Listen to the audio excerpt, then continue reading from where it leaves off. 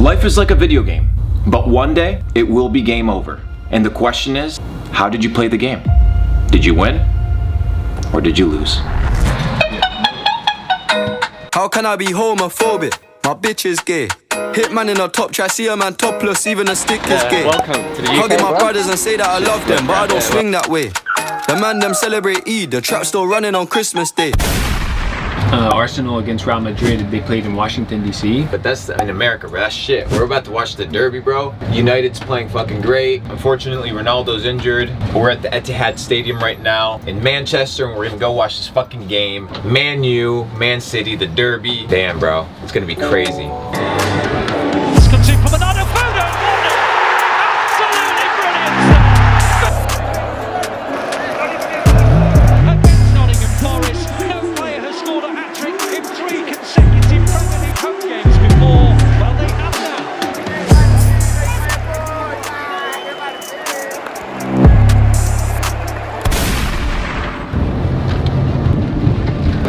Caleb, look at this man, being always fucking late. Never be late, looking like a fucking clown. This man's always late. Yes, bro. Thank you. I love you guys. I don't love this when people are late. Being late is rude. It's a sign of disrespect. It means you don't value other people's time. You value yours more. You can't carry everything. Take this. Leave your coffee.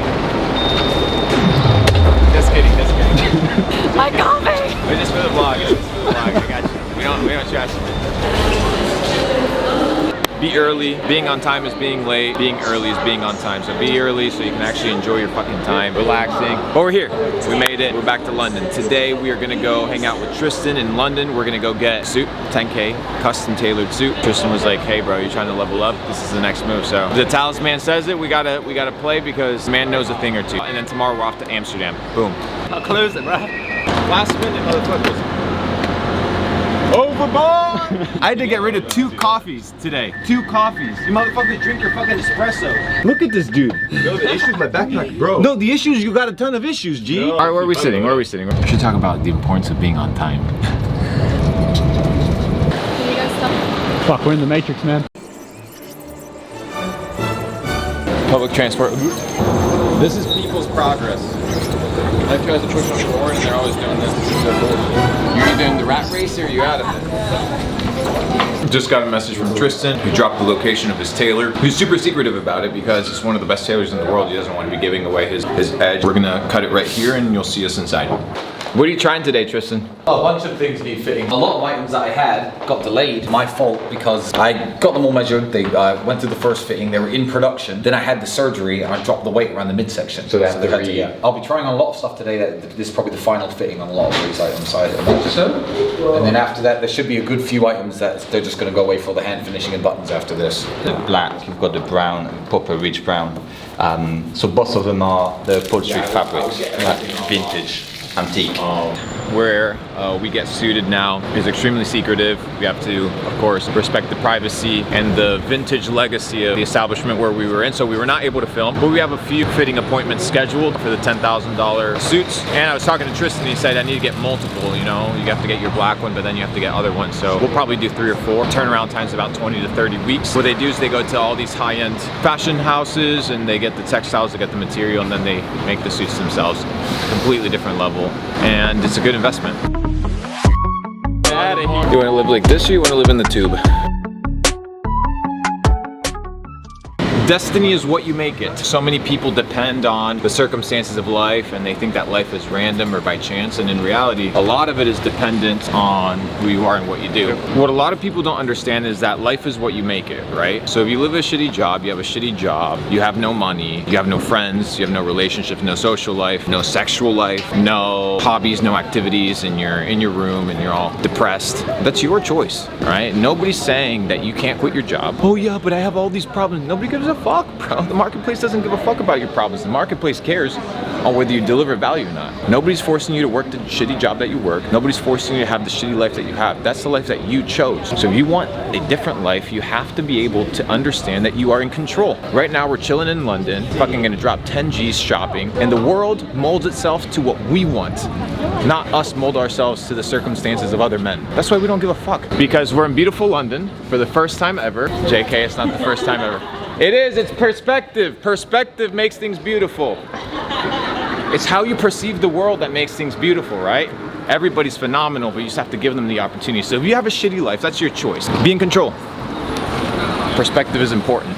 And if the perspective is the world shapes itself to me and I don't shape myself to the world, and I'm the decision maker and I'm the captain of the ship, then everything follows, even people. Wow. Power. There's power in those legs. We're jealous. She understands. Athlete to athlete. That's amazing. Oh! I wanted to try. Very nutty. Dude, I want to practice. Give me some Chinatown craziness.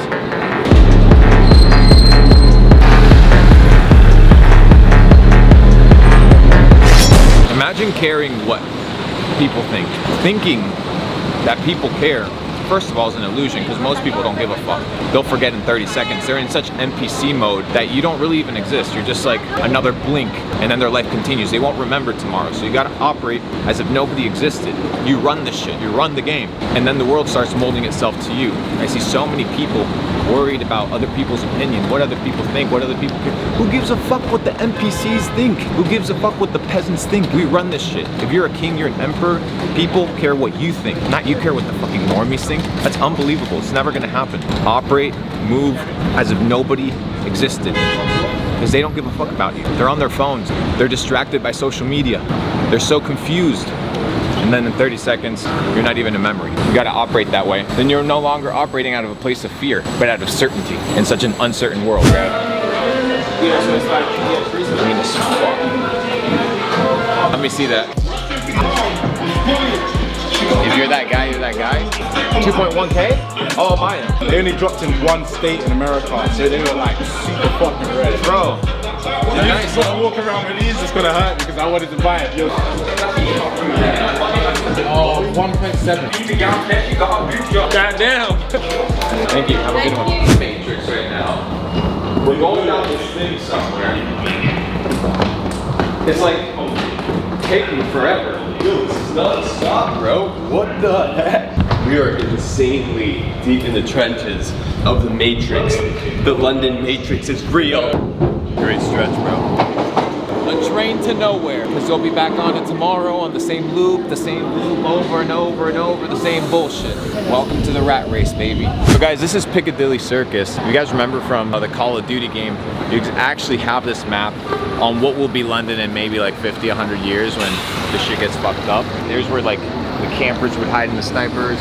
In life, you can either play video games, be playing in Call of Duty right now, shooting with your homies, not doing anything, or you can be out here. Literally, this is a video game, but we're playing in real life. You guys have your VR on like sheep. I haven't got my screen fixed in 2.5 months.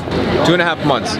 Why did I not get it fixed? Because I didn't want to go out of my way, go to a shop, wait there, say come back tomorrow. Here we are in London. This place says screen fixed in 10 minutes. Shout out to whoever's in here. We're gonna shout this motherfucker out. If this dude can get my shit fixed in 10 minutes, he has unlocked what is called the time gap, which is the value that you provide is in proportion to your ability to save people time. The reason this man has earned my business, even if he charges me 5 times more, is because he saved me time. I do not have to go out of my way. So in 10 minutes, I will either have no phone or I will have a fixed screen. So time gap, baby. 10 minutes? No, within 30 minutes. Within 30 minutes? Okay. Do you do it here or do you take it somewhere else? Okay. How much? 130. 130? Can you do it in 20 minutes? It will take 30 minutes. Okay. So why does it say 10 minutes outside? Well, they need to, if you need 10 minutes, the customer will come quickly. So it's 130 for 10 minutes. You're charging me 130 for 10 minutes. How much are you charging me for 30 minutes? Lesson number 2. Phone not fixed. Why? For a few reasons. One is it doesn't take 10 minutes, it takes 30 minutes. That is false advertising. You let me down, right? The first interaction with you in the business is you let me down. You could have easily said 30 minutes and I would have still chilled and gotten a coffee right there. But instead you try to lie to me. Automatically, I'm already a little bit suspicious. So he's like, okay, how much is it? 130. Oh, okay, it's fair price. In fact, it's a little bit cheap. I'm like, are you gonna fix it here? He's like, yeah, I fixed it here. And then he wants to take my card. And he's like, well, I have to take it to my shop over there. Bro, I ain't giving you my fucking phone. Little dinky ass shop. I thought you said 10 minutes and you're gonna fix it here. It doesn't work. If you want to establish good customer relationship and you want people to flock to your business, you need to be honest about your product, and your product needs to fucking work. You control the expectations of your customer. You control them. So ask yourself, what do you want your customer to expect, and do you have the ability to deliver on the expectations that you have established as a business owner? If not, do not make the promises. That's the name of the game. That's the lesson. 1, 2. We do it everywhere. Value, the matrix gives us information. We just dissect it. We go to a completely different level. We're not bummed out by this bullshit. We're not dumbed down by the things around us. We're always focused, sharp, alert, and learning from the world.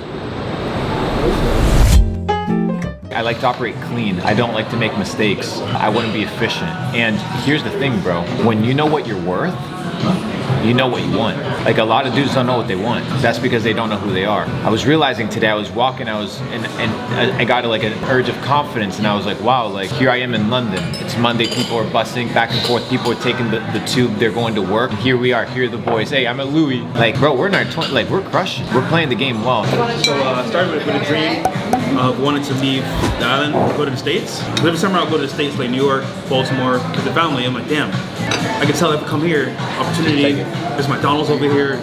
So much stuff's going on, you know? I was like, you know what? If I leave the islands, which are super small, I know everybody, it's like, I have more opportunity over here. So I was like, yo, mom, I want to move to the States. She's like, no.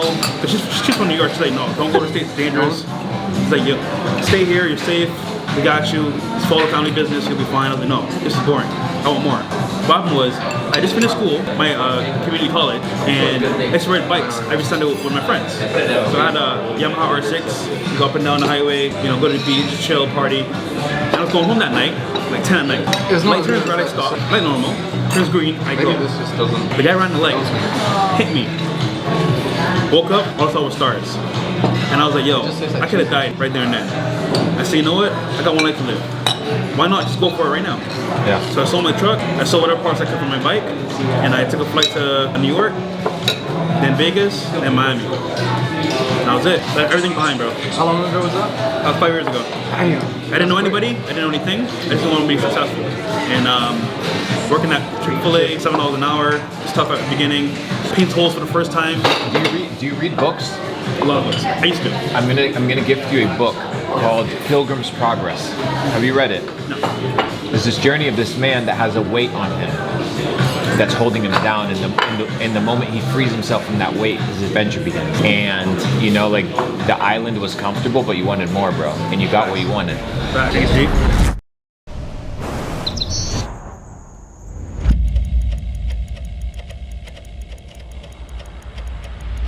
What is up, guys? We just got here to Tirana, Albania. We're gonna have a fucking crazy Capital Club Europe Mastermind, the first one ever. 70 entrepreneurs from 17 different countries. It's gonna be an absolute amazing experience. When you want to make a move, Capital Club allows you to get the value to understand what's the right move to take next. You brainstorm with your people and you decide on what to go next. Part of elevating is you need to be adding the right stuff to your life. And Capital Club, in my opinion, has all the elements. Everything from health, wealth, love, and happiness, as well as network. I really saw the power of connecting with like-minded individuals with the same opinions towards life. It's not just business that you can relate to people at masterminds, but also just generally towards life, and learn a lot from them in other aspects like health, relationships. When you network with people of this caliber, the ripple effect it will have in your future is enormous, infinite ROI. This isn't like a transactional thing, you pay this and you get this. It's you pay this and you have knowledge that will carry on forever, that will always serve you. Most people live by the influence and the circumstances created by other men. Create the circumstances in your life that are gonna take you to the next level. This is the key to winning, the key to success. Control your circumstances and you will be successful. Yesterday was too late. Just fucking do it. Let's fucking go!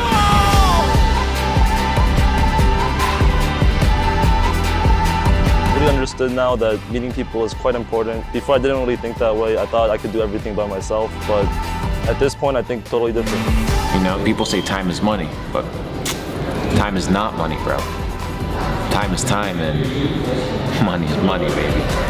This is Capital Club, man. Albania, baby. Albania, baby. It's all about understanding what the next move is because things are changing at a completely rapid pace and you got to be ahead of the curve and you got to have the edge. That's what Capital Club's all about, finding that edge. Life is like a game. One day, it will be game over. And the question is, how did you live your life?